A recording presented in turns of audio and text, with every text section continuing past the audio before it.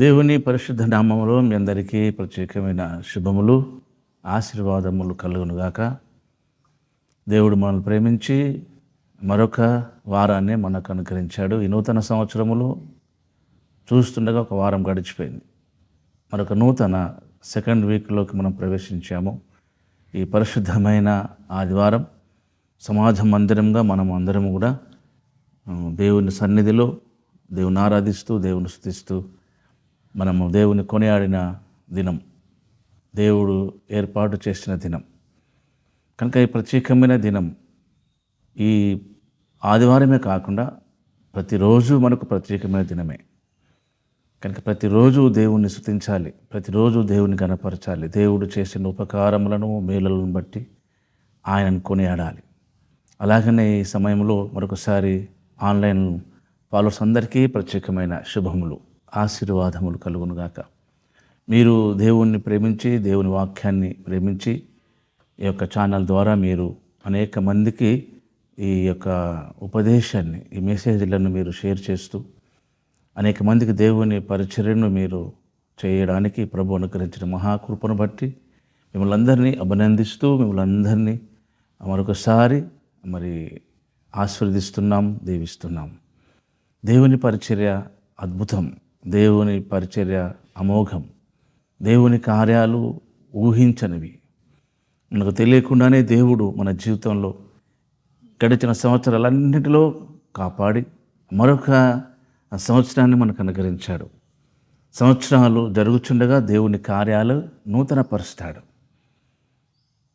సంవత్సరము దయా కిరీటం మనకు అనుగ్రహించబడ్డది. దేవుని కృప మహోదైశ్వర్యాన్ని బట్టి మనము మరొక వారంలో ప్రవేశించాము. ఈ సంవత్సరం అంతా కూడా దేవుడు మనల్ని బహుగా ఆనందింపచేస్తాడు, సంతోషపరుస్తాడు. గత సంవత్సర కాలాలలో మనము ఏ విషయంలో అయితే టెన్షన్ పడ్డామో ఆ విషయాలలో దేవుడు మనకు పరిపూర్ణమైన సమాధానాన్ని, పరిపూర్ణమైన ఆనందాన్ని అనుకరించేవాడు. దేవుని వాక్యం రాయబడ్డది, మీరు మీ సంతోషము పరిపూర్ణమగునట్లు అడగండి, నేను మీకు అనుగ్రహిస్తానన్నాడు. నిజంగా దేవుడు మన సంతోషాన్ని కోరువాడు. మనము దేవుని సన్నిధిలో మనము నెమ్మది కలిగి ఉండడం ఆయనకు ఎంతో ఇష్టం. కనుక ప్రభునందు ఎల్లప్పుడూ ఆనందించండి. మరలే చెప్తున్నాను, ప్రభునందు ఆనందించండి. కనుక దేవుడు మానవుల పట్ల మన పట్ల ఎంతో మంచి ఉద్దేశము, అభిప్రాయము కలిగినవాడు. దేవుడిని అర్థం చేసుకోవడం అనేది అంత సులువైన విషయం కాదు. ఈ విషయాన్ని మనము గుర్తెరగాలి. దేవుని విషయాలను లేదా దేవుని గురించి, దేవుని విషయాల్లో మనము అంతగా దేవుణ్ణి అర్థం చేసుకోవడానికి అవకాశాలు ఉన్నాయి. దేవుని కార్యాలను కూడా మనం ఎక్స్పెక్ట్ చేయలేము. అనుకుంటాం ఎక్స్పెక్ట్ చేయగలుగుతామా అనుకుంటాం. కానీ దేవుని వాక్యంలో రాబడ్డ రీతిగా దేవుడు తన కార్యాలు, తన విషయాలు మరుగు చేయట ఆయనకు ఘనత అని రాయబడ్డది. కనుక కొన్ని విషయాలు మనకు బయలుపరచవచ్చు, కొన్ని విషయాలు మనకు మరుగుపరచవచ్చు. మనకు మరుగుపరిచినా, బయలుపరిచినా మనల్ని విడువని ఎడబాయని దేవుడు. ఈ విషయాన్ని బాగుగా గుర్తించాలి. ఈ యొక్క మెసేజ్ వింటున్న మీ అందరినీ ప్రభు బహుగా దీవిస్తాడు, బహుగా ఆశీర్వదిస్తాడు. ఆయనలో మీరు నిలిచి ఉండండి, నిలకడగా ఉండండి. దేవుని వాక్యములో ఇలా రాయబడ్డది, మనకందరికీ తెలిసిన వాక్య భాగం ఇది. యోహాను సువార్త 2వ అధ్యాయంలో యేసుప్రభు వారు కానా అనే ఊరిలోకి ఒక మ్యారేజ్కి అటెండ్ అయ్యాడు. ఆయనతో పాటు ఆయన శిష్యులు అటెండ్ అయ్యారు. ఆ మ్యారేజ్లో ద్రాక్షరసం అయిపోయింది. యూదుల యొక్క ఆచార వ్యవహార పద్ధతుల్లో వారు ద్రాక్షరసం ఇవ్వడం ఆనవాయితీ. కనుక వచ్చిన అతిథులందరికీ కూడా వారు ద్రాక్షరసం ఇవ్వడం జరిగింది. కానీ వాళ్ళు ఎక్స్పెక్ట్ చేయలేదు ద్రాక్షరసం అయిపోతుందని. ఎక్స్పెక్ట్ చేయకుండా పాపం అది అందరికి సరిపోద్ది అనుకున్నారు, కానీ సరిపోలేదు. మధ్యలోనే ఆ ద్రాక్షరసం అయిపోయింది. అప్పుడు యేసు ప్రభు యొక్క తల్లి ఏమంటదంటే, యోహాను సువార్త 2వ అధ్యాయంలో 2వ వాక్యము, యేసు తల్లి అక్కడ ఉండెను, యేసును ఆయన శిష్యులను ఆ వివాహమునకు పిలువబడిరి. ద్రాక్షరసం అయిపోయినప్పుడు యేసు తల్లి వారికి ద్రాక్షరసం లేదని ఆయనతో చెప్పగా, యేసు ఆమెతో, అమ్మా నాతో నీకేం పని, నాతో నీకేం పని అని చెప్పేసి నా సమయం ఇంకనూ రాలేదనెను. ఆయన తల్లి పరిచారకులను చూచి ఆయన మీతో చెప్పినది చేయడని అనెను. ద్రాక్షరసం అయిపోయినప్పుడు పరిచారకులతో చెప్తుంది, ద్రాక్షరసం అయిపోయినప్పుడు యేసు ప్రభుతో చెప్తుంది ద్రాక్షరసం అయిపోయిందని. ఆ పెళ్లి విందు యజమాని యాక్చువల్గా మరి యేసు ప్రభుని అడగాల్సి ఉన్నది, కానీ యేసు ప్రభు అప్పటికే చాలా అద్భుతాలు, ఆశ్చర్యకార్యాలు, సూచక్రియలు, మహత్కార్యాలు జరిగిస్తూనే ఉన్నాడు. ఇక్కడ మనం గమనిస్తే యోహాను సువార్తలో మరి ఇదే ఫస్ట్ సూచక క్రియ అన్నట్టుగా మరి రాయబడ్డది. ఆ మాట గమనిస్తే చూడండి, 11వ వాక్యంలో, గలిలయలోని కానాలో యేసు ఈ మొదటి సూచక్రియను చేసి తన మహిమను బయలుపరిచెను. సూచకక్రియ అన్న, అద్భుతం అన్న, మహాకార్యాలన్న ఇవన్నీ ఒక భావంకి వస్తాయి. కానీ అప్పటికే దేవుడు చాలా విషయాలు కార్యాలు జరిగించాడు. అయితే నాతో నీకేం పని? ఎందుకంటే పెళ్ళి విందుకు పిలిచిన వారు ద్రాక్షరసం అయిపోయిందనే ఇన్ఫర్మేషన్ దేవునికి ఇవ్వాల్సి ఉండేది. ఆ ఉద్దేశంతోనే కావచ్చు దేవుడు నాతో నీకేం పని అంటున్నాడు. ఎందుకంటే వీళ్ళందరూ పెళ్ళికి ఇన్వైటెడ్గా వచ్చిన వారు, ఇన్వైట్ చేయబడ్డవారు, ఆహ్వానించబడ్డవారు. ఆహ్వానించిన వారు వారి ప్రాబ్లం వాళ్ళకి తెలిసి ఉండాలి. ఆహ్వానించబడ్డ వాళ్ళు వారి ప్రాబ్లం విషయంలో వీరు జోక్యం కల్పించుకున్నట్టుగా నాతో నీకేం పని అన్నాం. పైగా పరిచారకులకు చెబుతుంది ఆయన మీతో చెప్పినది చేయుడని. కనుక పెళ్ళి విందు యజమానికి కానీ లేదా ఇంకా బంధువులకు కానీ చెప్పకుండా ఆ పరిచారకులకు చెప్తుంది యేసుప్రభు యొక్క తల్లి, ఆయన మీతో చెప్పినది చేయడని. యేసుప్రభు వారు కూడా పరిచారకులకు చెప్తున్నాడు. ఆ మాట గమనించండి. 6వ వాక్యంలో, యూదుల శుద్ధీకరణాచార ప్రకారం 2-3 తూములు పట్టు 6 రాతి బాణలు అక్కడ ఉంచబడి ఉండెను. యేసు ఆ బాణలను నీళ్ళతో నింపుడని వారితో చెప్పగా వారు వాటిని అంచుల వరకు నింపిరి. పరిచారకులు, పనిచేసేవారు నీళ్లతో నింపారు ఆ రాతి బాణాలను. దేవుడు చేసే కార్యాలు మన ఊహకు అందనివి, మనము గ్రహించలేనివి, మనము ఎక్స్పెక్ట్ చేయలేనివి. మనలో చాలామందికి చాలా రకాల ఎక్స్పెక్టేషన్స్ ఉండాలి. మానవులుగా మనకున్న ఎక్స్పెక్టేషన్స్ ఉండాలి, మనకున్న ఆలోచనలు, అభిప్రాయాలు, ఉద్దేశాలు ఉండాలి. కానీ మన ఆలోచనలు, మన ఉద్దేశాలు, మన అభిప్రాయాలన్నీ కూడా దేవుని వాక్యానికి అవి సరిగా ఉన్నవా లేదో చూసుకోవాలి, మ్యాచ్ అవుతున్నావో లేదో చూసుకోవాలి. ఎందుకంటే మన ఆలోచనలు వేరు, దేవుని ఆలోచనలు వేరు. మన అభిప్రాయాలు వేరు, దేవుని అభిప్రాయాలు వేరు. దేవుని మార్గాలు వేరు, మన మార్గాలు వేరు. ఈ విషయంలో మనం కొంత గలిబిలి కావడానికి చాలా అవకాశం ఉన్నది, కంగారు పడడానికి చాలా అవకాశాలు ఉన్నాయి. ఎందుకంటే దేవుడు ఏదైనా కానీ తన టైమింగ్లో చేస్తాడు. ప్రతిదానికి ఒక టైమింగ్ ఉంటుంది దేవునికి. ఆ టైమింగ్ ముందు కానీ ఆ టైమింగ్ దాటిపోయిన తర్వాత కానీ దేవుడు చేయడు, టైమింగ్లోనే చేస్తాడు. ఈ టైమింగ్ని బట్టే మన ఆత్మీయ జీవితంలో చాలా ప్రాబ్లమ్స్ మనము ఫేస్ చేయాల్సి వస్తుంది, చాలా సమస్యలు ఎదుర్కోవాల్సి వస్తుంది, చాలా కష్టాలు ఎదుర్కోవాల్సి వస్తుంది, బాధలు, అవమానాలు, నిందలు ఎదుర్కోవాల్సి వస్తుంది. ఇదంతా కూడా దేవుడు మనకు నేర్పించే ఒక లెసన్స్, ఒక పాఠం. మన జీవితంలో ఏది మనకు జరిగినా అది దేవుడు ఉద్దేశించి జరిగినది అనే విషయాన్ని మనం ఎప్పుడు మర్చిపోకూడదు. ఈ నూతన సంవత్సరంలో మనం చాలామంది మంచి జరిగితే పర్లేదు, శుభకార్యం జరిగితే పర్లేదు, అనుకున్నది జరిగితే పర్లేదు. కానీ అనుకోకుండా జరిగిన సంఘటనను బట్టి ఇప్పుడు చూడండి, వాళ్ళు అనుకోలేదు ద్రాక్షరసం అయిపోతుందని. దాన్ని బట్టి ఎంత సనుక్కున్నారో, లేదా ఫ్యామిలీలో ఎంత మటుకు వాళ్ళు వాగ్విధం పెట్టుకున్నారో, భార్య భర్తలు ఫ్యామిలీలో. ఆ మ్యారేజ్కి సంబంధించిన ఒక టీం ఉంటుంది, ఆ ఏర్పాట్లను చేసేవాళ్ళు. ఇలా ఎన్నో జరుగుతుంటాయి. ప్రతిదానికి మనము బుద్ధద్దంలో పెట్టి చూస్తూ ఉంటాం.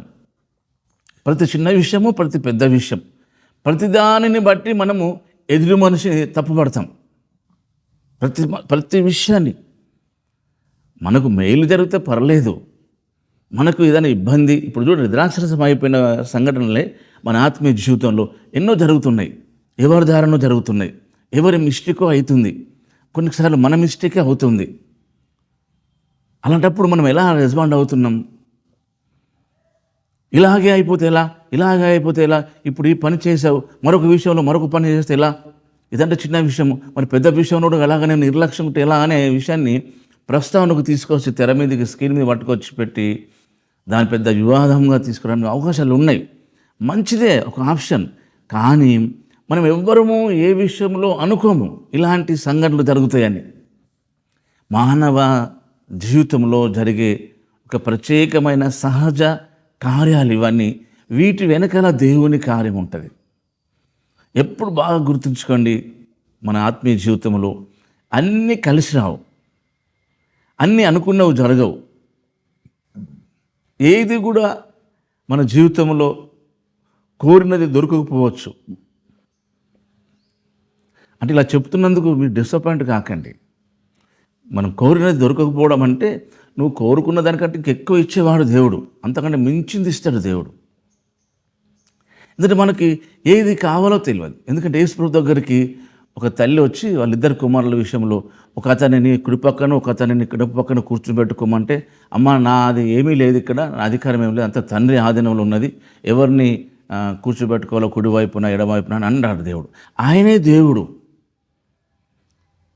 కనుక మనం కొన్నిసార్లు ఏమి అడుగుతున్నామో కూడా దేవుని విషయంలో మనకంత అండర్స్టాండింగ్ లేకని అడుగుతూ అంటాం, కోరుకుంటూ అంటాం, ఆశిస్తూ అంటాం. మంచిదే, అట్లా అడగడంలో కోరుకోవడంలో తప్పేమి కాదు. కానీ మరి దేవుడు రెస్పాండ్ ఎలా అవుతున్నాడు అనేది కూడా మనం ఆలోచించాలి. మనం అడిగిన ప్రతిదానికి, కోరిన ప్రతిదానికి దేవుడు ఎస్ అని చెప్పేవాడు కాడు, చెప్పకుండా కూడా కార్యాలు జరిగించేవాడు మళ్ళీ. కనుక మనం మన పరిధిలో, మన ఆత్మీయ జీవితంలో దేవుడు ఏమి చేయమంటున్నాడు, ఎలా ఉండమంటున్నాడు అనేది చాలా మనం అబ్జర్వ్ చేయాలి. ఇది చాలా వివేచనతో కూడిన ఆత్మీయ జీవితం. కనుక యేసుప్రభు వారి తల్లి అంటది, ఆయన మీతో చెప్పున్నది చేయండి, ఆయన ఏం చెప్తే చేయండి. మనం అలా చేయగలమా? ఆయన చెప్పేది ఏదో చేయగలమా? ఒక్కొక్కరికి ఒక్కొక్క విధంగా, ఒక్కొక్కరికి ఒక్కొక్కలాగా దేవుడు మాట్లాడుతూ ఉంటాడు. వారి ఆత్మీయ జీవితంలో దేవునికి వారికి ఉన్న రిలేషన్ బట్టి, సంబంధాన్ని బట్టి, సాంగత్యాన్ని బట్టి అందరితో ఒకే రకంగా దేవుడు ఉండడు.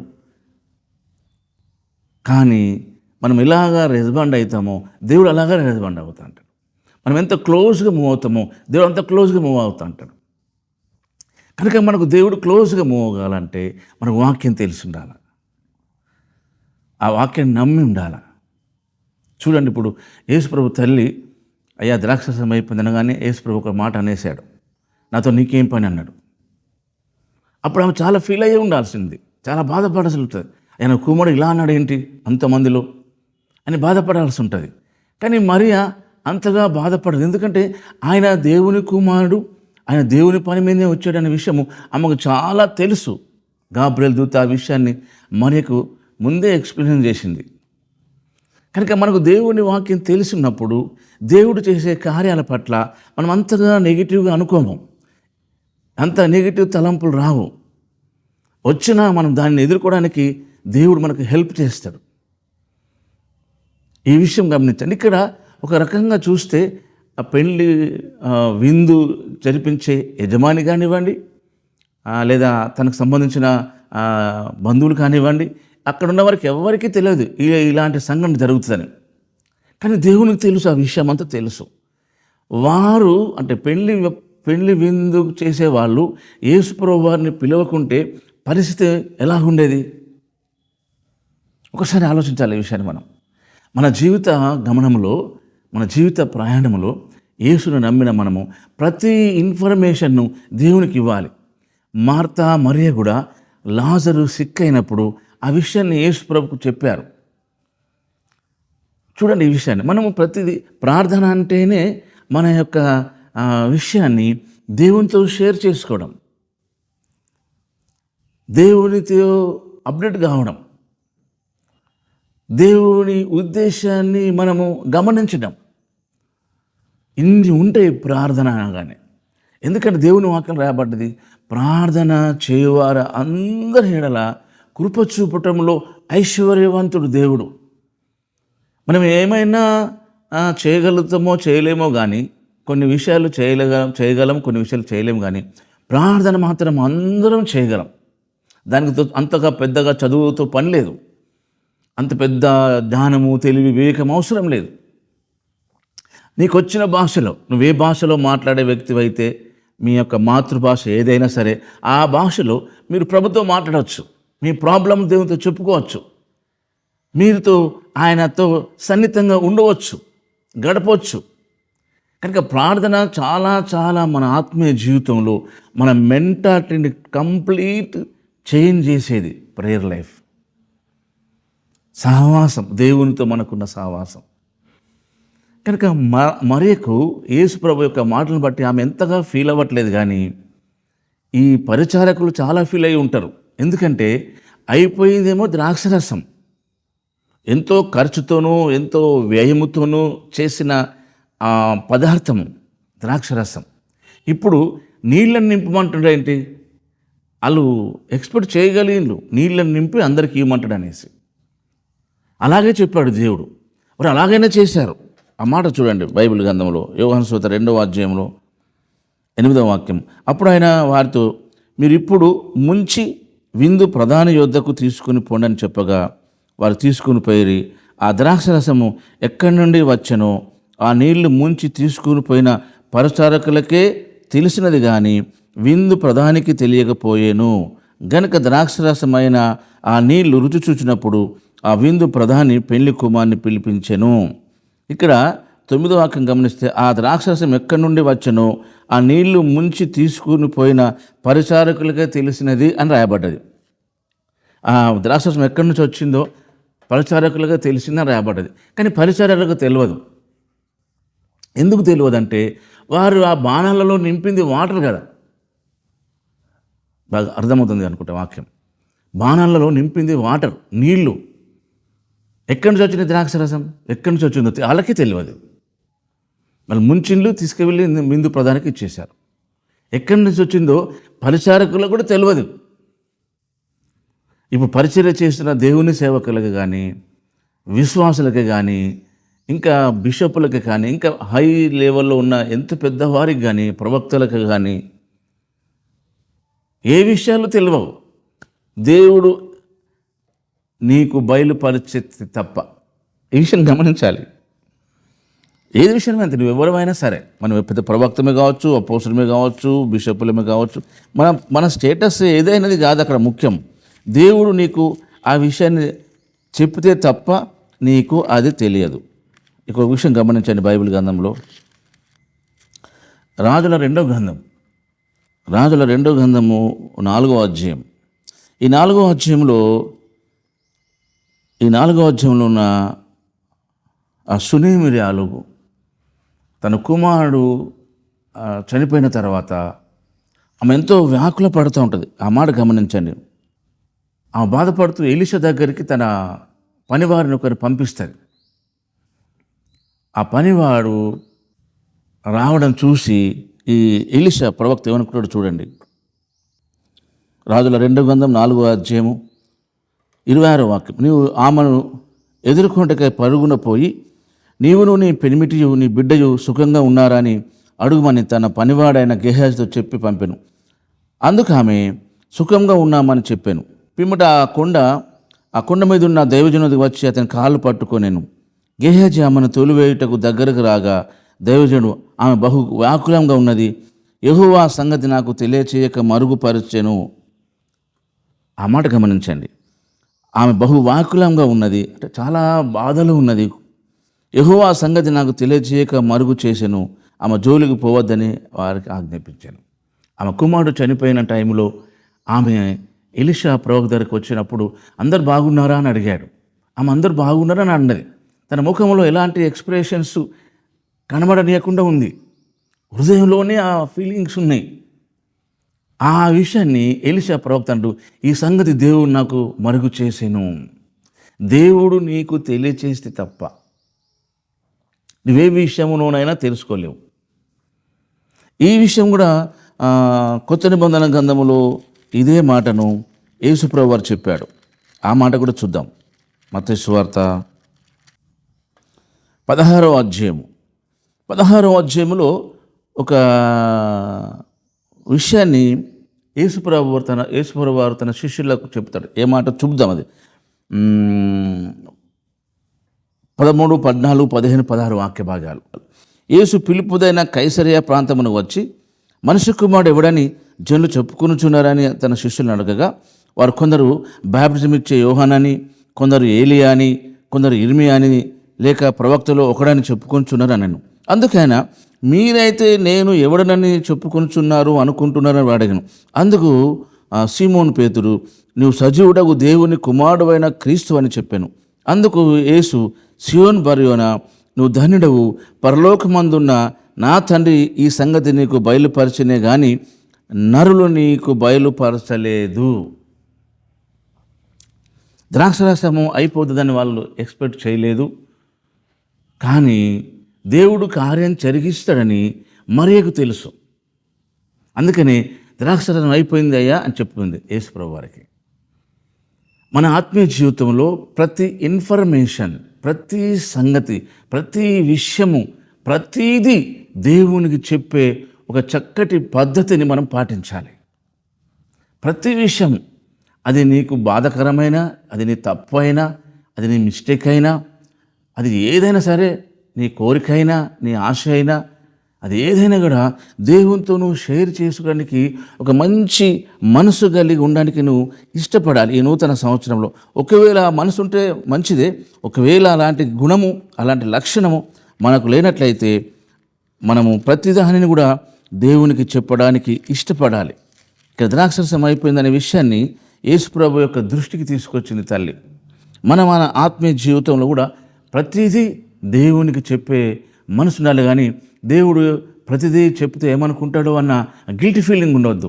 దేవునికి మన జీవితం అంతా తెలుసు. ఏదో యాక్సిడెంటల్గా దేవుడు మనం రక్షించలే. మనలో చాలామందికి సర్ఫేస్ లెవెల్లో కనబడేది అనుకోకుండా మనం రక్షించబడ్డాము, అనుకోకుండా ప్రభు నమ్మవలసి వచ్చింది అని అనుకుంటాము. కానీ అది మీ మట్టుకే. యాక్చువల్ జరిగింది దేవుడు ఒక ప్లాన్ ప్రకారంగా దేవుడు మిమ్మల్ని తన వైపు ఆకర్షించుకున్నాడు. మీ జీవితంలో జరిగే అనుకోకుండా జరిగే సంఘటనలన్నీ కూడా ఆయనకు తెలిసే జరుగుతున్నాయి. ఈ విషయాన్ని గమనించండి. ఇక్కడ కీర్తనకారుడు 119వ కీర్తనలో ఏమంటాడంటే 26వ వాక్య భాగం, 119 కీర్తన 26వ వాక్య భాగంలో, నా చర్య అంతయు నువ్వు చెప్పుకొనగా నువ్వు నాకు ఉత్తరమిచ్చిదివి, నీవు నీ కట్టడలను నాకు బోధింపము, నా చర్య అంతయు ఆయనకు చెప్పుకొనగా. మన విషయాలన్నీ ఆయనకు చెప్పుకోవాలి. ఈ పాత నిబంధన గ్రంథంలో దావీదు గారి నుంచి రాయబడ్డ మాటలు ఇవి. అదే కొత్త నిబంధన గ్రంథంలో ఫిలిప్పీ పత్రిక 4వ అధ్యాయం రాయబడ్డది 6వ వాక్యం నుంచి. మీరు దేని గురించి చింతించకండి. ఫిలిప్పీ పత్రిక 4వ అధ్యాయం 6, 7 వాక్య భాగాలు. మీరు దేని గురించి చింతించకండి. అంటే మానవులమైన మనకి అన్ని రకాల ప్రాబ్లమ్స్, అన్ని రకాల సమస్యలు, ఏదో ఒక విధమైన చింత, బాధ, ప్రాబ్లం ఉండి ఉంటాయి. ఇప్పుడు వాక్యమైన మీరు కూడా ఈ సమయంలో కూడా ఏదో రకమైన అవసరతతో, ఏదో రకమైన బాధతో, వేదనతో, చింతతో మీరు ఉన్నారు.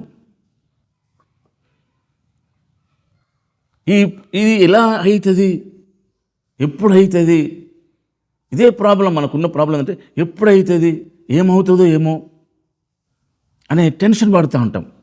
స్కూల్ ఫీజు కట్టేటక్కడ మరి ప్రిన్సిపాల్ కానీ ఆ క్లర్క్ కానీ కట్టకుండా ఏమంటాడో, టైం ఇచ్చిండు, ఆ కట్టే వరకు డబ్బులు వస్తాయో రావో, స్కూల్ ఫీజు కట్టగలుగుతామో లేదు పిల్లలకి.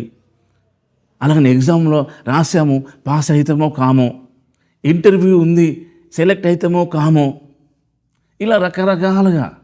అమ్మాయి పెళ్ళికి ఎదిగింది, మరి అబ్బాయి వాళ్ళు చూసిండ్రు, మరి నచ్చుతామో నచ్చలేదో అటు అమ్మాయి వాళ్ళకు ఇటు అబ్బాయి వాళ్ళకు అన్ని విషయాల్లో, ఉద్యోగ విషయములు, మ్యారేజ్ విషయములు, చదువు విషయములు, గృహ నిర్మాణం విషయము, పర్మిషన్ విషయము, టోటల్ అన్నిటిలో కూడా ఏదో రకమైన సమస్య, ఏదో రకమైన బాధ మనల్ని కృంగ చేస్తూ ఉంటుంది. అనుకోకుండా జరుగుతున్న సంఘటనలు ఇవి. దేవుడు ఇస్తలే అని చెప్పేసి నీవు ఏదో ఒక వస్తువు కొనుక్కుంటావు, ఈఎంఐ కట్టలేకపోతున్నావు, ఎంతో కష్టమవుతుంది. నిజమే, ఒకవేళ దేవుణ్ణి అడగకపోవచ్చు, ఫీల్ అవుతుంటాం, బాధపడుతుంటాం. నేను దేవుని అడగకపోవడం వల్లనే నాకు ఈ ప్రాబ్లం ఏర్పడ్డది, దేవుని చెప్పకపోవడం వల్లనే నేను సమస్యలు ఎదుర్కొన్నాను అని అనుకుంటూ అంటాం. దేవుడు నీలాంటి మానవుడా, నాకెందుకు చెప్పలేదురా, నువ్వు ఇలా ఎందుకు చేసావు, నేను చేయను పో అంటాడా? అనడు. దేవుడే అలా చేశాడు మీ జీవితంలో. దేవుడే ఆ కష్టాన్ని, ప్రాబ్లమ్ను మీ జీవితంలోకి తీసుకొచ్చాడు. చూడండి, మీకు ఒక వాక్యం చూపిస్తా బైబిల్ గ్రంథంలో. అందుకని దేవుని వాక్యం తెలుసుంటే మనకు కొంత ఊరట కలుగుతుంది, ధైర్యం కలుగుతుంది, నెమ్మది కూడా కలుగుతుంది, ఇంకా దాని పైగా విశ్వాసం ఇంకా కలుగుతుంది. వాక్యం మనకు నమ్మాలి, తెలిసి ఉండాలి. 105వ కీర్తన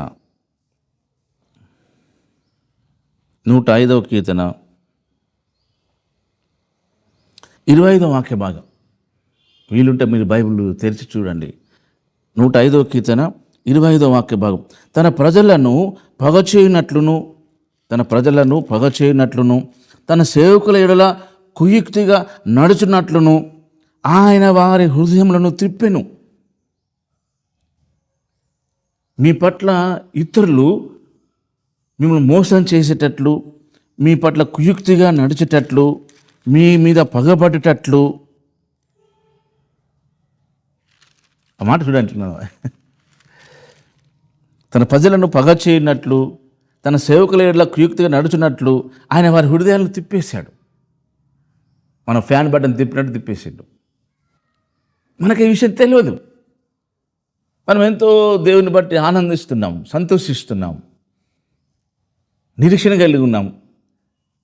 ఇలాంటి జరిగినప్పుడు సాతాను నిందిస్తూ అంటాం, సాతాను ఎంత ఘోరంగా చేశాడు అని మనల్ని మనం నిందించుకుంటూ అంటాం. పనప్ప చెప్పిన వాళ్ళకు నిందిస్తూ అంటాం, బుద్ధి లేదా, తెలివి లేదా, జ్ఞానం లేదా అని అంటూ ఉంటాం. కానీ దేవుడే నీ విషయంలో వారికి పగ కల్పిస్తాడు, మిస్అండర్స్టాండింగ్ చేపిస్తాడు, కుయుక్తిగా నడిచేటట్లు వారిని ప్రేరేపిస్తాడు. ఈ విషయాలన్నీ మనం అర్థం చేసుకోలేకపోతాం మానవులంగా.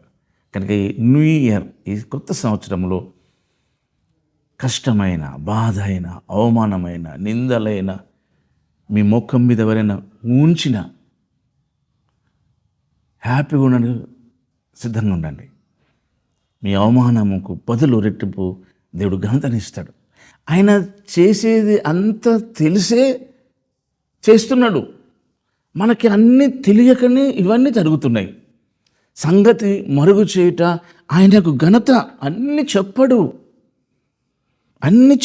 నువ్వెంత చెయ్యి, నువ్వు ఏమైనా చెయ్యి, అన్నీ చెప్పడు. ఆయన స్వభావానికి విరుద్ధంగా ఏమీ చేయడు. చూడండి, బైబిల్ ఎంత చక్కగా రాబడి. సామెతల గ్రంథం 25వ అధ్యాయము 2వ వాక్యం. సంగతి మరుగు చేయుట దేవునికి ఘనత.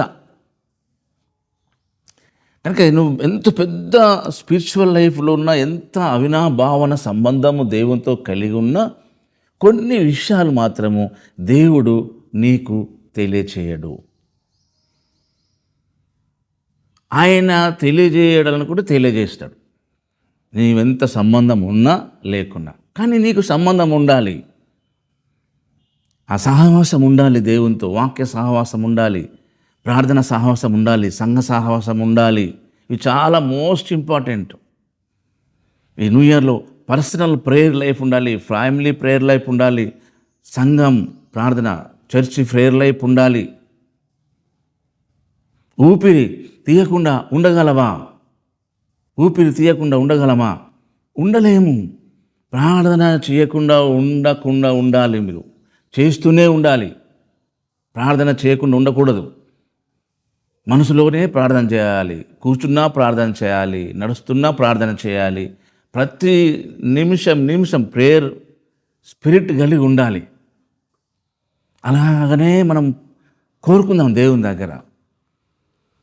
అదే ఎప్పుడైనా టచ్లో ఉండడం అన్నట్టు. అలా ఉన్నప్పుడు మనకు అనుకునేవి జరగని, జరగకపోని, మెయిల్ జరిగినా పర్లేదు, అందుకు ఇబ్బంది కలిగినా పర్లేదు, నో ప్రాబ్లం. కానీ దేవునికి తెలుసు ఈ విషయం అనే ధైర్యం అనుకుంటుంది. దేవుని చెప్పాను, దేవునికి ఆల్రెడీ ఈ విషయాన్ని ఇన్ఫర్మేషన్ దేవునికి ఇచ్చాను కనుక నేను నిబ్బరంగా ఉంటా.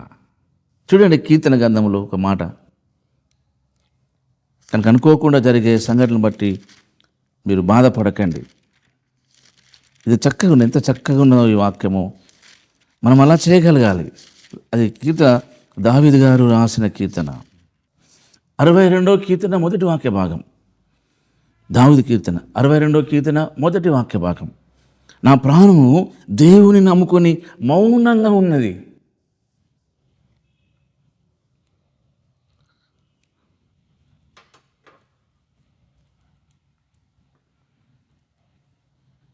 మనందరం దేవుని నమ్ముకున్న వాళ్ళమే. మరి మన ప్రాణం మౌనంగా ఉందా? మౌనంగా ఉండాలంటే మనకు జరుగుతున్న ఈ ఇన్సిడెంట్స్ అన్నిటి విషయంలో కూడా దేవుడు మనకు హెల్ప్ చేస్తాడు. జరగని, ఏం జరుగుతుందో జరగని, దేవునికి తెలిసి జరుగుతుంది అదంతా. దేవునికి తెలియకుండా ఏదీ జరగదు. ఈ విషయం గమనించరు. నీ విషయము దేవునికి చెప్పే వ్యక్తివైనా చెప్పని వ్యక్తివైనా, చెప్పకుంటే ఫీల్ అవుతాంటాం. చెప్పకుండా జరిగింది, దేవుని చెప్తే బాగుండే, దేవుని అడిగితే బాగుండి, దేవుని అడిగినాం కానీ దేవుడు మనకు మళ్ళీ ఆయన ఆన్సర్ ఇవ్వలేదు అనే బాధ మనలో ఉంటుంది.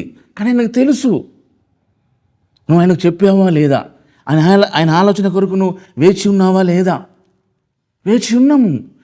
ఎంతసేపు వేచి ఉంటావు ఆయన ఆలోచన కొరకు? ఎన్ని రోజులు వేచి ఉండగలవు? అబ్రహాం ఎన్ని రోజులు వేచి ఉండగలిగినడు? ఒకసారి ఆలోచిద్దాం. ఎన్ని రోజులు వేచి ఉంచినా కూడా ఆయన నీకు తెలియజేయకుండా అన్ని రోజులు నువ్వు వేచి ఉండలేవు. చూడండి, ఒక కీర్తన 106వ కీర్తన 13వ వాక్య భాగం. అయినను వారు ఆయన కార్యములను వెంటనే మర్చిపోయారు.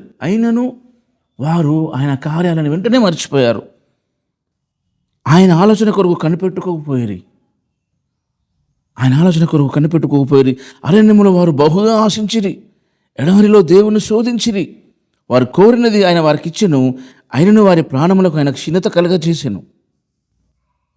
కోరింది వారికి ఇచ్చాడు, కానీ వారి ప్రాణానికి క్షీణత, ఒక లెసన్, ఒక పాఠం.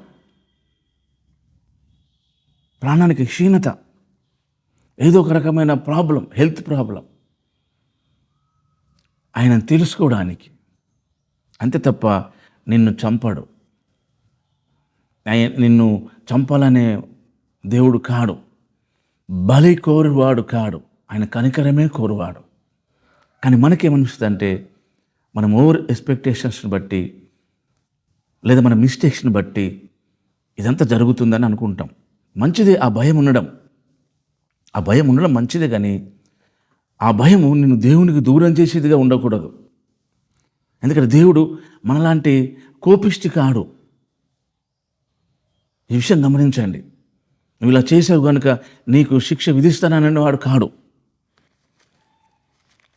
ఈ విషయాన్ని మనం నమ్మాలి.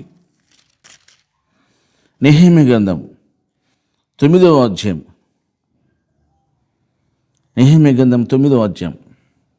13వ వాక్యం నుంచి నేను చదువుతాను, మీరు జాగ్రత్తగా గమనించండి. దేవుని యొక్క ఇంటెన్షన్ ఏంటిది, దేవుని ఉద్దేశం ఏముంటుంది మనిషి పట్ల.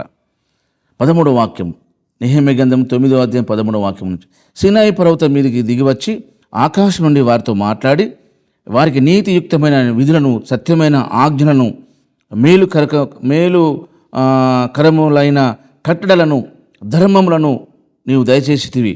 వారికి నీ పరిశుద్ధమైన విశ్రాంతి దినములను ఆచరింప ఆజ్ఞ ఇచ్చి, నీ దాసులైన మోషే ద్వారా ఆజ్ఞలను, కట్టడలను, ధర్మశాస్త్రం వారికి నియమించితివి. వారి ఆకలి తీర్చుటకు ఆకాశం నుండి ఆహారమును వారి దాహము తీర్చుటకు బండలుండి ఉదకమును తెప్పించితివి. వారికి ప్రమాణం చేసిన దేశమును స్వాధీనపరుచుకున్న వలనని వారి ఆజ్ఞాపించితివి. అయితే వారును మా పితరులను గర్వించి లోబడనుల్లక నీ ఆజ్ఞలకు చెవియొగ్గకపోయిరి.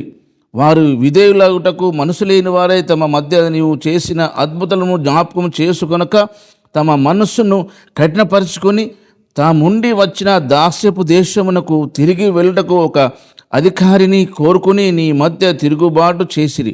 అయితే నీవు క్షమించుటకు సిద్ధమైన దేవుడవును, దయా వాత్సల్యములు గలవాడును, దీర్ఘ శాంతమును బహు కృపయు గలవాడవై ఉండి వారిని విసర్జించలేదు. ఇదే కీర్తన, ఇదే మాట చూడండి 106వ వాక్యం రాయబడి, వాళ్ళు వెంటనే మర్చిపోయిరి, ఆ ఆలోచన కొరకు కనిపెట్టుకోకపోయిరి. మనం ఎలాంటి వారమో దేవునికి తెలుసు అని నువ్వు పాపంలో ఉండడం కాదు దీని అర్థం. పాపంలో ఉండడం కాదు దీని అర్థం. అక్కడి నుంచి బయటికి రావాలి. నువ్వు ఆ మనస్సు కలిగి ఉండాలి. నువ్వు తిరిగి ఆయన వైపు మళ్ళాలి. అఫ్కోర్స్ నిజమే కావచ్చు, నువ్వు ఆయనకు ఆ విషయం చెప్పలేదు కావచ్చు, నువ్వు అనుకున్నది నిజమే కావచ్చు, ఆయన ఆలోచన కొరకు నువ్వు కనిపెట్టుకోలేదు కావచ్చు, అందుకే ఇలా అవుతుంది కావచ్చు. కానీ ఇప్పటి నుంచి ఏం చేయాలి? ఆయన ఆలోచన కొరకు కనిపెట్టుకోవడానికి మ్యాక్సిమం ట్రై చేయాలి. చేసినా కూడా కాలేదనుకోండి, దేవుడు చూసుకుంటాడు. కానీ నీవు దేవుని విషయంలో నెగిటివ్ కలిగి ఉండొద్దు. ఇక్కడ దేవుడు వారు అలాంటి వారిని తెలిసి వారిని సంహరించలేదు, వారిని కాపాడాడు. చూడండి, విసర్జించలేదు.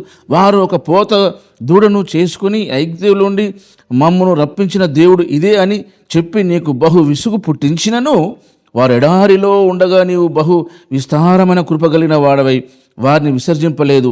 మార్గం గుండా వారిని తోడుకొని పోవుటకు పగలు మేఘస్తంభమును, దారిలో వారికి వెలుగునిచ్చుటకు రాత్రి అగ్నిస్తంభమును వారిపై నుండి వెళ్ళిపోనిక నిలిచెను. వారికి బోధించుటకు నీవు ఉపకారాత్మను దయచేసితివి. నువ్వు ఇచ్చిన మన్నాను ఇయ్యక మానలేదు. వారి దాహమునకు ఉదకమిచ్చితివి. నిజంగా అరణ్యములో ఏమీ తక్కువ కాకుండా 40 సంవత్సరాలు వారిని పోషించితివి.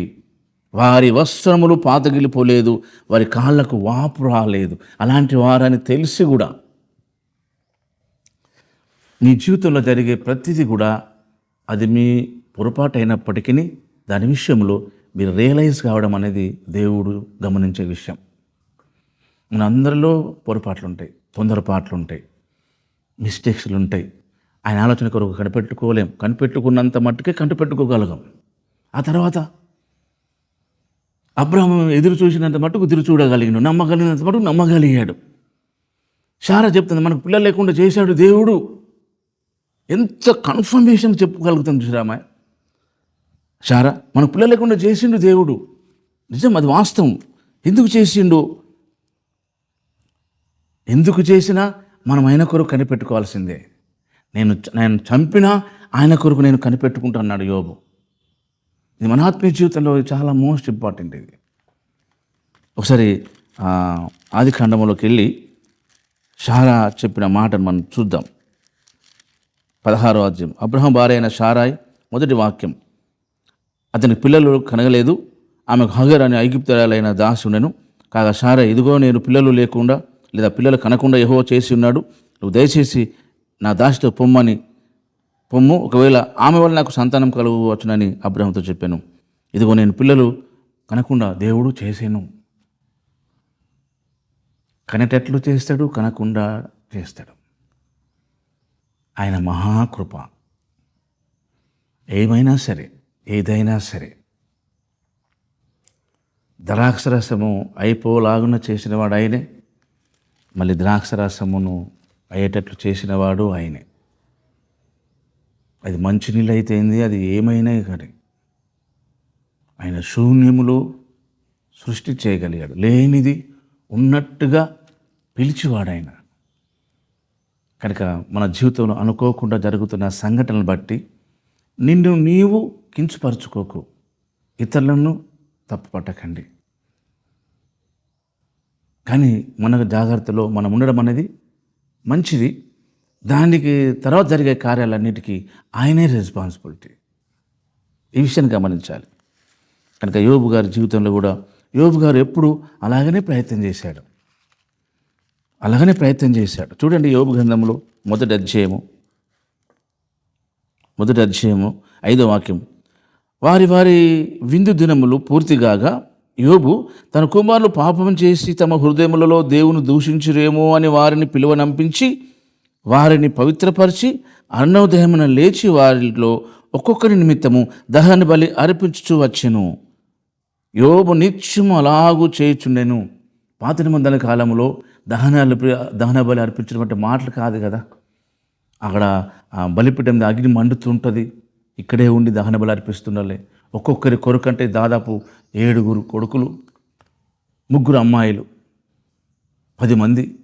వాళ్ళ కొరకు ఆ దహన బలి అర్పించే క్రమంలో ఎంత వేడిమికి తట్టుకోగలుగుతాడు యోబు గారు. ఎంత కష్టం, ఎంత శ్రమ బలి అర్పించడం అంటే. పాపం చేశారేమో.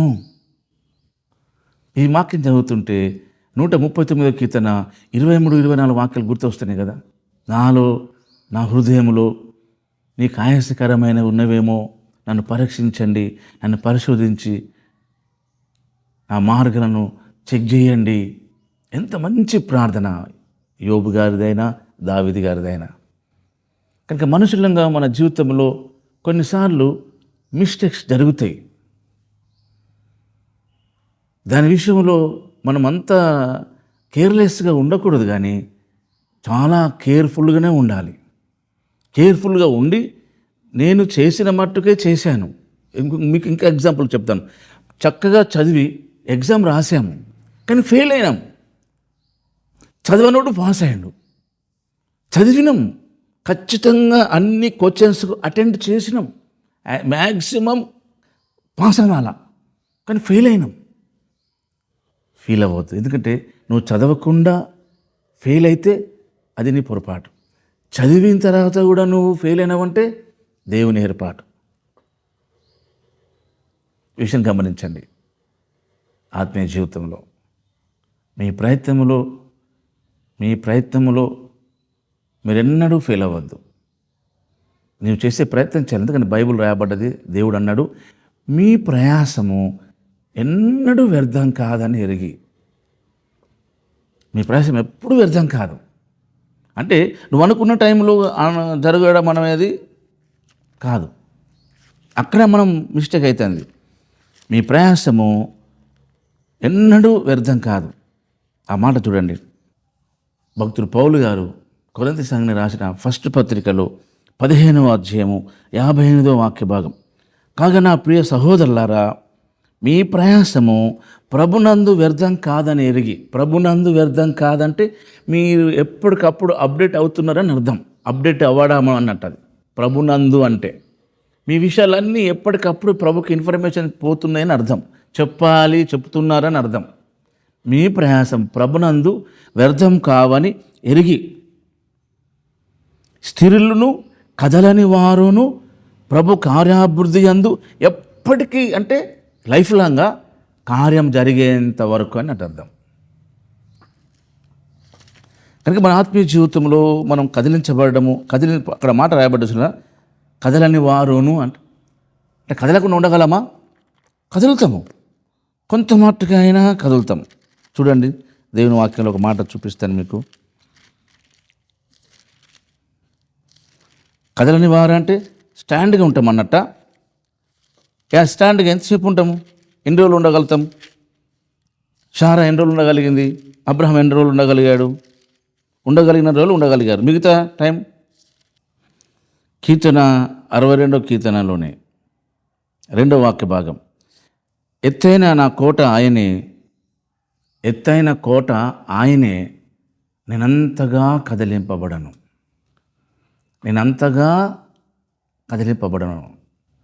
కదిలించబడతాడు అన్నట్టు. కానీ అంతగా బాధపడతాడు, కానీ అంతగా బాధపడడు. కనుక ఎన్నడూ కదిలించబడకపోవడం అంటే అర్థము స్టాండ్ ఉంటామని కాదు.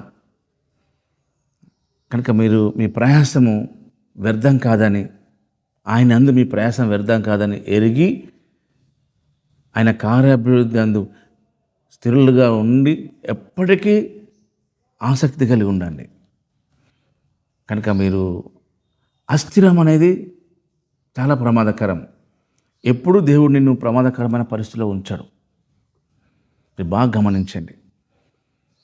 కనుక మీరు విశ్వాసం లేనివారైనా, మీకు ఆసక్తి లేనివారైనా, మీకు ఓపిక లేనివారైనా, మనలో చాలామంది అంటాం మన ఫ్యామిలీ లైఫ్లో, ఆత్మీయ జీవితంలో కూడా పాస్టర్స్ అంటారు కొంతమంది, మీకు విశ్వాసం లేదు, మీకు ఓపిక లేదు, మీకు ఆసక్తి లేదు.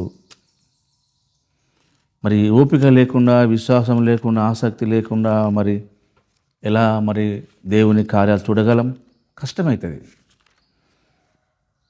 అబ్రహాం గారిలో విశ్వాసం ఉన్నదా? అబ్రహాం గారిలో ఓపిక ఉన్నదా? అబ్రహాం గారిలో ఆసక్తి ఉన్నదా? విశ్వాసము, ఓపిక, ఆసక్తి ఉన్నాయా? ఈ మూడు లేవు కదా. మరి లేకపోవడం వల్లనే కదా పొరపాటు జరిగింది. కనుక ఉండడానికి ప్రయత్నం చేయాలి. పొరపాటు జరిగిందని తలపట్టుకొని అవమానం జరిగింది అని బాధతో ఉండడం కాదు. అక్కడ ఒక పాఠము ప్రభు మనకు నేర్పిస్తున్నాడు. కనుక మనం ఇన్ఫర్మేషన్ దేవునికి ఇస్తున్నామా లేదా, అది చాలా మోస్ట్ ఇంపార్టెంట్. మన వాక్య భాగంలో మూల విషయం ఇది. మనం ప్రతి విషయాన్ని దేవునికి ఇన్ఫర్మేషన్ ఇస్తున్నామా, దేవునికి చెప్తున్నామా? చెప్పినప్పటికీ జరిగాయంటే అది ఆయన రెస్పాన్సిబిలిటీ. అది అవమానమైన, నిందలైనా, ఆర్థిక సమస్యలైనా, అప్పుల బాధలైనా, అనారోగ్యమైన, మరి ఏదైనా సరే ఆ విషయము ఆయనకు తెలియజేస్తున్నారు. ఆయనకు తెలిసిన తర్వాతనే జరుగుతున్నదా? అవును, ఆయన చెప్పాము, ఈ విషయం ముందే చెప్పాము, అయినా కూడా ఇలా జరిగింది. అయితే ఆయనే రెస్పాన్సిబిలిటీ. ఆయన అద్భుతం చేస్తాడు. ఆయన కొరికే వేచి ఉండండి. కనుక ద్రాక్షరసం అయిపోవడం అనేది అదొక దేవుని అద్భుతం. అయిపోవడం అనేది, జరిపించడం అనేది కామన్. ఎందుకంటే అయిపోయినప్పుడు ఎంత ఫీల్ అవుతామో చూడండి. కనుక అద్భుతం కొరకు కనిపెట్టుకోవడం అనేది చాలా కష్టం. ఆ కష్టమైన స్థితిలోనే దేవుని వైపు చూడడం ఆయనకి ఇష్టం.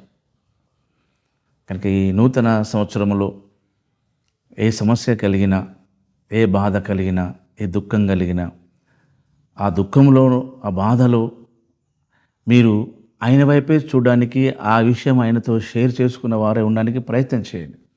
ఎందుకంటే శోధనలో ఆయన మనల్ని తప్పించుకునే ఒక మార్గాన్ని చూపించేవాడు. కనుక మీరు శోధనలో పడకుండా నిమిత్తము మెలకువ ఉండి ప్రార్థన చేయండి. మత్తయి సువార్తలో రాయబడ్డ మాట. మీరు కష్టంలో పడకుండా, ఇబ్బందులో పడకుండా, మీకు నష్టం కలగకుండా అనేది దాని అర్థం అనుకుంటాను. దాని అర్థం అలాగే కాదు. ఎందుకంటే శోధనలో పడకుండా, కష్టంలో పడకుండా మనకి ఎలా? శోధించబడిన పింబడిన కదా ఆయన నేను సువర్ణ వల్ల చేసేది. కనుక నేను శోధనకు దేవుడు గురి చేస్తాడు కదా. యేసుప్రభువే మరి అపవాది చేత శోధించబడడానికి అరణ్యంకు కొనుపోబడ్డాడు కదా. అలాంటప్పుడు నిన్ను కూడా శోధనకు అప్పగిస్తాడు కదా, కష్టానికి అప్పగిస్తాడు కదా. అప్పగించడం అనేసరికి బాధపడకండి, భయపడకండి. చూడండి, మత్తయి సువార్త 26వ అధ్యాయము 41వ వాక్యం. మీరు శోధనలో ప్రవేశించకుండానట్లు, శోధనలో ఎంటర్ కాకుండా ఉన్నట్లు మెలకువ ఉండి ప్రార్థన చేయండి. అంటే దీని అర్థము, శోధనలో ప్రవేశించడం అంటే శోధనలో మీకు కలుగుతాయి. మీరు ప్రార్థించినా శోధన కలుగుతుంది, ప్రార్థన చేయకపోయినా శోధన కలుగుతుంది. మరి ప్రార్థన చేసినా శోధన కలగడంలో ఉన్న గొప్పతనం ఏంటంటే నువ్వు పడిపోవు. అది అర్థం. నువ్వు నిలకడగానే ఉండగలుగుతావు, అంతగా కదిలించబడవు.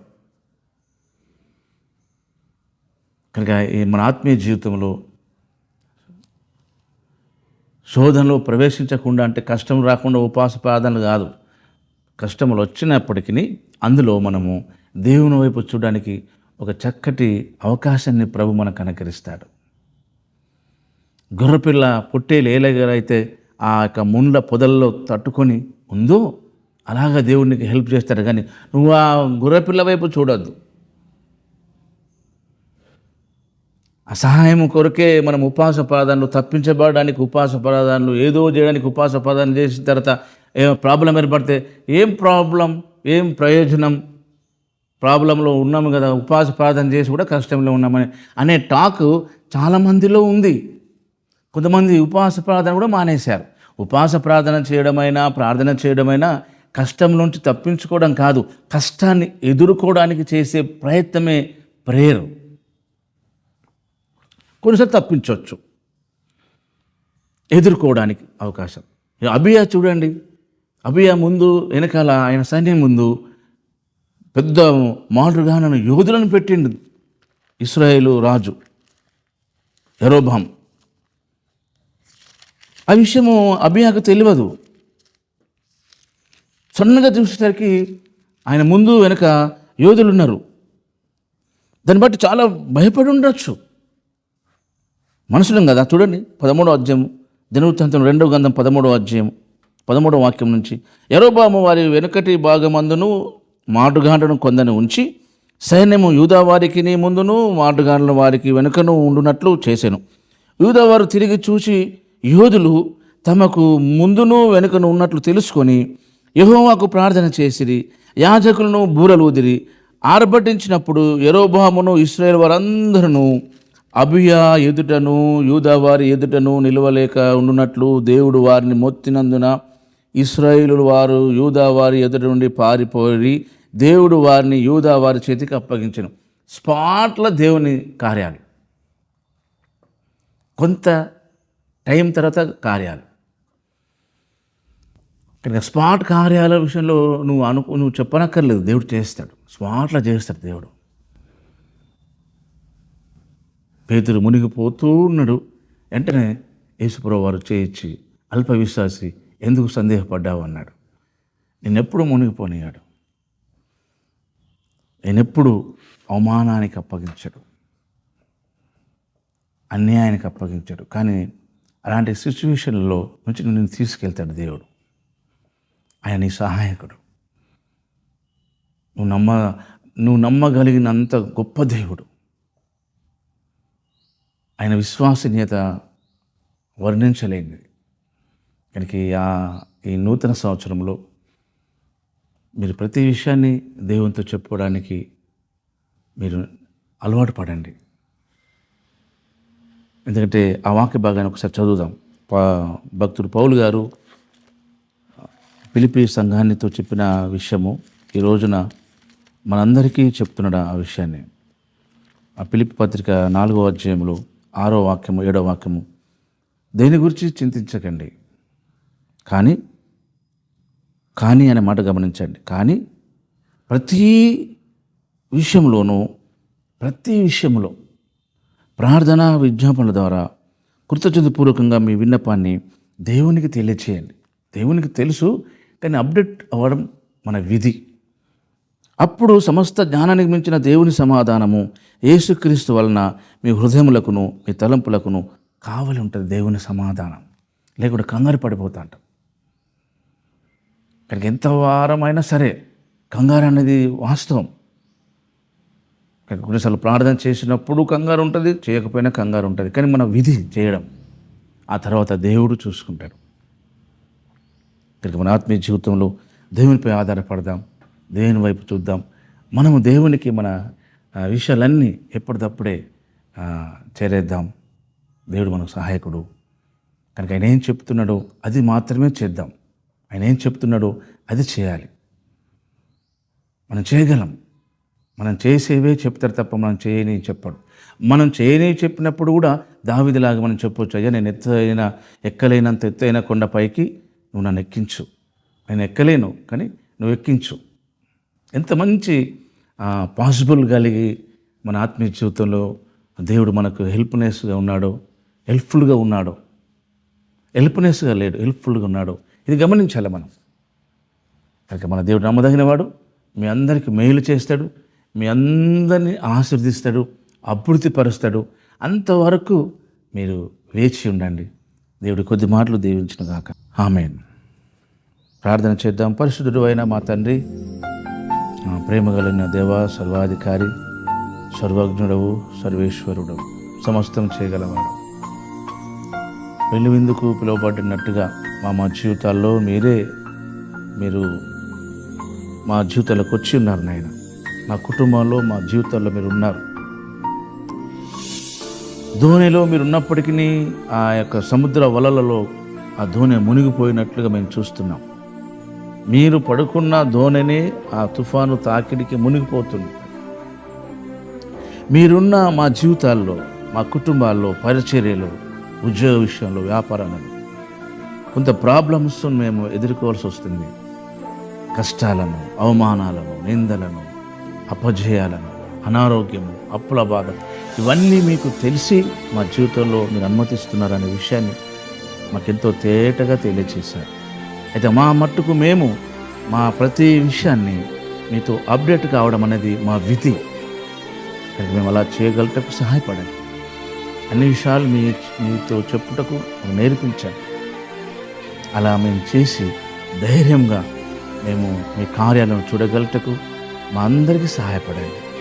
షద్రకులాగా, మెషకులాగా, అబేద్నెగోలాగా, దానియేలులాగా నిబ్రమైన మనసు కలిగి ఉండడానికి మా అందరికీ సహాయపడండి. ఈ నూతన సంవత్సరంలో ఎవరెవరు ఏ విషయంలో దేవా మరి బాధ, దుఃఖము, భయము, ఆందోళన కలిగి ఉన్నారు, అనారోగ్యం కలిగి ఉన్నారు, అప్పుల బాధలతో ఉన్నారు, ఇలా ఎన్నో పరిస్థితులలో మందిరాలు కట్టబడకుండా, కట్టిన మందిరాలు మధ్యలోనే ఆగిపోయి ఈఎంఐ కట్టలేక, ఇలా రకరకాల పరిస్థితుల మధ్య ఉన్న సేవకులు, సేవకురాళ్ళు, విశ్వాసులు అందరినీ అయ్యా ఈ సమయంలో జ్ఞాపకం చేసుకోండి.